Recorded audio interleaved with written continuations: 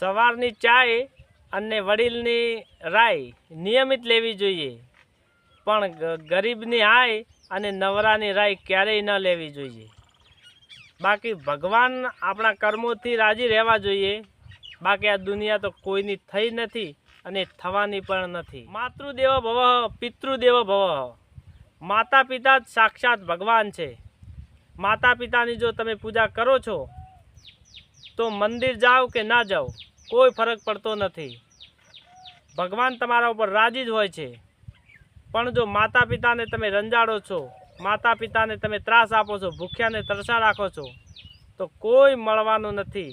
ફક્ત ને ફક્ત નરકની પ્રાપ્તિ થાય છે. તમે વિચારો છો કે અમારા છોકરાઓ અમારે ઘડપણમાં અમારી સેવા કરે, એક સારો સંસ્કારી છોકરો બને, તો આજથી મારું એક નિવેદન છે કે ઘરડા માણસોનું સન્માન કરવાનું આજથી તમે શીખી જાઓ. સમય આવે એટલે વળાંક મારતા શીખી જવાય, અને સમય આવે ત્યાં વળાંક મારતા ના આવડે અને માણસ ના કહેવાય.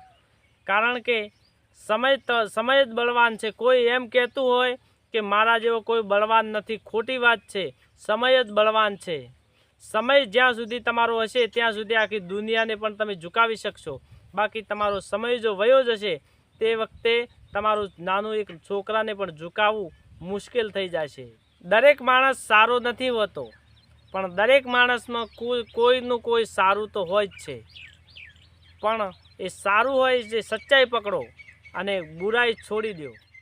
રામાયણમાં વિભીષણે ભગવાન શ્રી રામને સાથ આપ્યો હતો, પણ છતાં તેને ક્યાંય મંદિર નથી.